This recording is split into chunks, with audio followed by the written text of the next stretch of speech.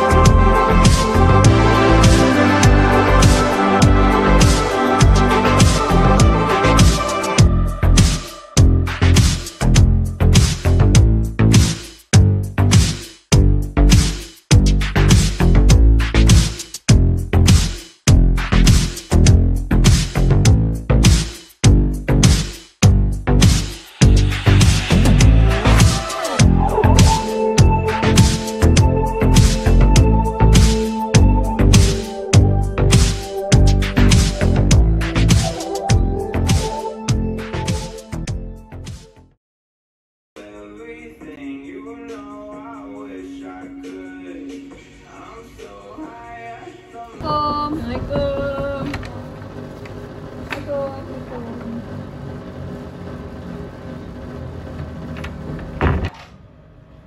Halo guys. Hai. Assalamualaikum. Panas banget anjir. Ya Allah, lu masih tidur.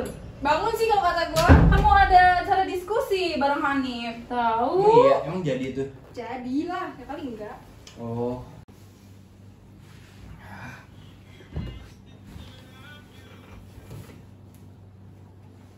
ayo.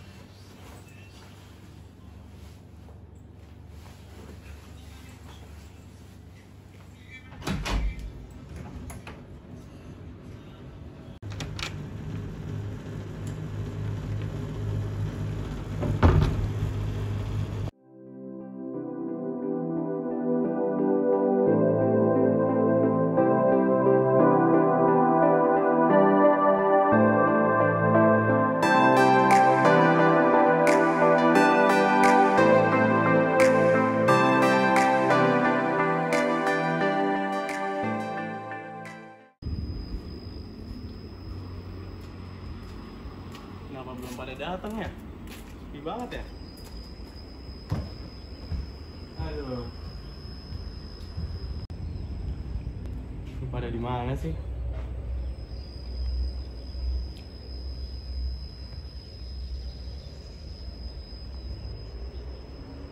Assalamualaikum. Hanif, Hanif. udah nyampe aja nih. Rajin amat nih. Sendirian aja nih. Nih. Weh, Nip udah datang aja lu. Baru pada sampai lu? Iya, biasa macet nih. Biasa kan Wah, Enggak, gue panas banget sumpah. Alhamdulillah. Duduk. Oke. Aduh, panas banget gak sih? Habis dari mana lu pada? Gua Gue dari Tangerang langsung nih. Buset. Gue dari diskusi rumah naik doang. kereta nih, Liburan bayangin. daripada dari rumah masing-masing gak sih? Panas banget di Serang ya. Iya, Parah. asli. Kayak ada minuman gak sih, Nip? Ada minum. Tinggal dikit lagi. Kalau betah sih nih di Serang panas gini. Gue juga betah-betahin aja ya. Betul. Namanya juga kuliah. Oh namanya kuliah ya. Nggak peduli panas, hujan, cuaca. Panas Mantep hujan gak matahari sih? semuanya. Parah. Oke. Gila, gerabat nih parah. Iya makanya gue gak pakai helmet. Lepas aja. Lepas aja lah. Panas emang sekarang. Aduh. Tapi Gue juga pengen lepas, tapi gue gimana ya? Gimana ya? Itu kan Pakai aja. pertahankan Almet kita tercinta aja gak sih?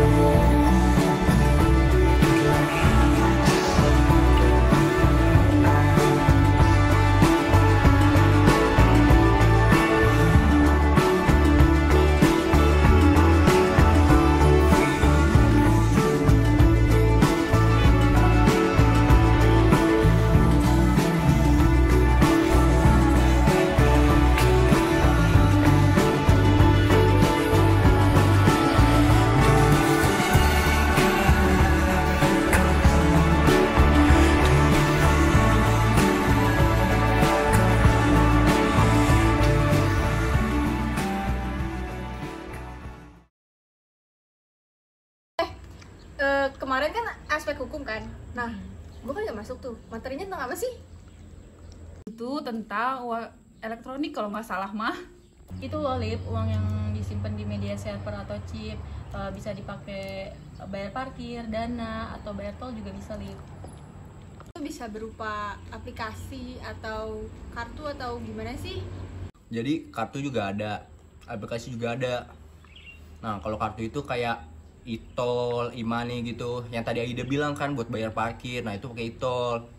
Nah kalau yang dari aplikasi ada Dana kan, ada juga Shopee Pay gitu, yang berupa e-wallet gitu. Nah itu juga termasuk dalam uang elektronik gitu.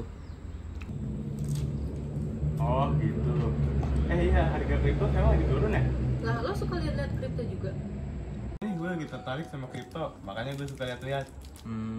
Emang apa sih ini yang bikin lu tertarik sama kripto gitu? Secara itu kan mata uang digital yang hukumnya masih belum jelas nih. Makanya gue lagi nyari-nyari peluang investasi nih ya. Kecil-kecilan aja, makanya gue belajar kripto. Jadi lu melihat kripto tuh sebagai peluang investasi lu gitu. Iya. Tapi kan ada instrumen-instrumen lain ya seperti saham, reksadana gitu nih. Kenapa lu milih instrumen yang notabene itu tuh masih belum jelas gitu hukumnya nih? Makanya gue juga kadang suka lihat internet kan, banyak yang ngasih saran ke kripto. Gue tertarik, makanya gue coba ya. Oh ya tadi kan lu nanya ya kripto turun. Nah kalau yang dari gue baca, kalau dari yang gue baca di internet nih, kripto tuh emang lagi turun nih. Karena gimana ya istilahnya, trennya tuh juga udah habis gitu. Kan kita lihat nih sebelum-sebelumnya banyak influencer yang mempromosikan kripto gitu sebagai investasi anak muda gitu. Lu pernah lihat nggak? Gue pernah lihat, kadang lihat di Instagram, di YouTube. Itu banyak kan Ya. mempromosikan besar-besaran gitu tentang kripto, investasi masa depan untuk anak muda gitu kan. Lagi emang turun dia gitu. Pantesan koin-koin gue juga lagi pada turun ya. Emang turunnya karena apa deh? Jadi gini, kita kan tahu kripto itu berbasis supply chain kan, yang dimana pasokan dari supply itu sangat berpengaruh buat harganya dari kripto tersebut kan. Karena secara fundamentalnya kripto ini nggak sejelas saham gitu, dan asetnya juga nggak real gitu. Nah, karena supply yang dikit, nah kripto itu bisa naik. Tapi kalau kriptonya supply-nya banyak, demand-nya sedikit, nah itu kripto akan turun. Nah, dimana tadi gue udah jelasin kan ke si Hanif, kalau sekarang trennya kripto tuh udah hilang gitu kan. Nah, jadi demand dari kripto itu juga otomatis semakin menurun kan gitu. Nah, itu yang mempengaruhinya, Rat. Oh gitu ya. Itu udah dijelasin kan kripto itu apaan, terus juga penjelasan tentang kriptonya apaan. Terus ada nggak sih kekurangan dari kripto itu menurut kalian yang kalian tahu kayak apa gitu? Nah, kekurangan dari kripto sendiri itu juga bisa jadi karena kriptonya juga, terus juga fluktuasi harga yang tinggi, itu bisa juga jadi kekurangannya. Sama kripto juga sering dijadiin media kejahatan seperti mendanai terorisme atau media cuci uang. Terus juga kripto tuh secara umum bukan termasuk aset berwujud lip. Bisa juga disebut bukan aset real. Gitu nih. Terus ini ada nggak sih kayak kan di Indonesia sendiri kan terkenalnya pakai apa ya? Mayoritas tuh Islam. Ada nggak sih hukumnya itu di Indonesia tentang kripto itu sendiri? Kalau gue sih haram sih kalau menurut Islam, lip. Gue juga begitu sih. Gue baca di fatwa MUI. Jadi menurut fatwa MUI itu penggunaan atau aktivitas yang pakai kripto itu haram. Karena di kripto itu ada ketidakpastian. Terus juga adanya potensi gambling di dalam penggunaannya, lip. Tapi kalau menurut hukumnya yang ada di Indonesia, kripto ini legal menurut hukum yang berlaku di Indonesia. Soalnya kan kripto ini termasuk komoditas yang diperjualbelikan juga, makanya diawasi oleh OJK. Ya, betul kata Hanif, OJK udah mengatur undang-undang atau omnibus law keuangan tentang kripto ini. Nah, jadi OJK itu tuh nggak cuma ngatur tentang keuangan di Indonesia aja, uang tunai itu enggak. Nah, dia tuh juga melirik dari kesempatan dari kripto ini untuk memajukan masyarakat Indonesia gitu. Jadi merubah era menjadi ke digital gitu. Kan kita tahu teknologi semakin berkembang kan. Masa kita harus seperti zaman Nabi gitu yang menggunakan uang gitu. Iya, jadi makanya uang digital ini atau kripto ini memiliki potensi yang besar gitu untuk Indonesia ke depannya. Ya, tapi betul kayak tadi ini juga masih berkontroversi dengan agama Islam gitu atau aturan-aturan syariah gitu nih. Oh, jadi kripto ini termasuk salah satu produk buat masa depan juga ya? Betul. Karena di luar negeri kan juga udah banyak tuh penggunaan kripto, banyak toilet pakai kripto, beli belanja pakai kripto. Nah, setahu gue tuh Gucci di Amerika tuh juga bisa dia melakukan pembayaran menggunakan kripto. Nah, jadi emang Indonesianya aja nih agak tertinggal gitu. Makanya itu tujuan OJK supaya Indonesia nggak tertinggal dari zaman gitu. Oh alah. Gue cabut duluan ya, di chatnya sama nyokap. Emang udah jam berapa dah? Tumben lu. Udah jam 3 ini. Ya gue mau ada cara lanjutan tadi dari chat sama nyokap. Oh, Bye, hati-hati ya. lo, Lip. Kabarin ya, lip, kalau ada apa-apa. Ya, dah. Bye, hati-hati.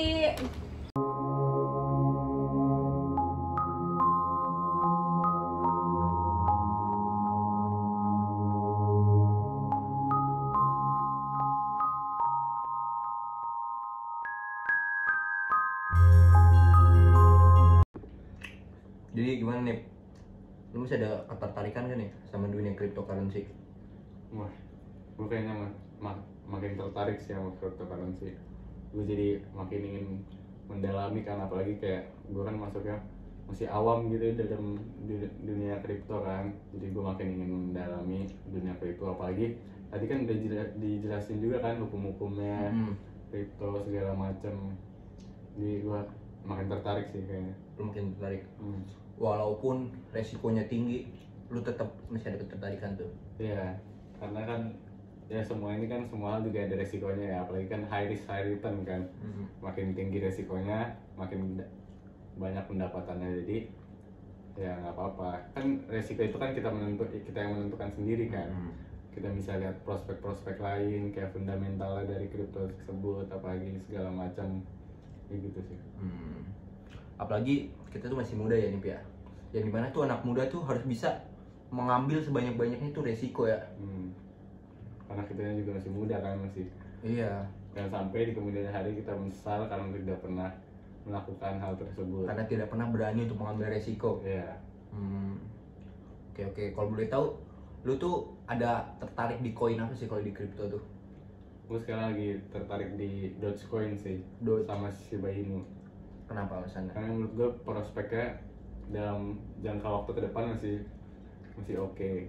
Tambah kan seperti apa, investor besar kan seperti Elon Musk dan lain-lain kan masih aktif dalam koin itu, jadi saya lihat prospeknya masih bagus. Oke. Jadi secara fundamentalnya Doge ini memiliki fundamental yang kuat dan bagus gitu untuk kedepannya. Prospeknya masih bagus. Oke. Kalau menurut lu investasi di saham atau reksadana itu bagus nggak sih buat anak muda gitu seperti kita? Bagus atau jeleknya itu kembali lagi kepada diri masing-masing. Seberapa besar usaha kita ingin sukses. Jadi seperti yang sudah dijelaskan dalam video singkat kita tadi, bahwa kalian tuh harus bisa memilih instrumen investasi yang tepat gitu teman-teman. Jadi jangan kita asal, kita juga harus tahu nih hukumnya seperti apa. Lalu kita harus tahu juga perundang-undangan di Indonesia itu gimana, supaya kita tidak tertipu ya dengan investasi bodong. Banyak anak-anak muda sekarang nih, dia kepengen, saya pengen cepet kaya nih, ngeliat orang-orang gitu kan, saya investasi aja lah. Padahal dia tuh nggak tahu sebenarnya apa yang diinvestasikan, asetnya itu mana, mereka nggak tahu. Nah, makanya banyak anak-anak muda di luar sana nih yang ketipu. Makanya nih saran nih untuk kalian semua, tadi perhatikan hukumnya, lalu perundang-undangan di Indonesia gimana, lalu perhatikan juga asetnya gitu untuk teman-teman sekalian. Ya, jadi jangan asal-asal ikutan kalian ikutan tanpa tahu latar belakangnya segala macam. Dan dari video yang tadi, semoga para penonton bisa lebih bijak dalam memilih instrumen mata uang digital. Jadi cukup sekian dari kelompok kami, kurang lebihnya mohon maaf. Wassalamualaikum warahmatullahi wabarakatuh.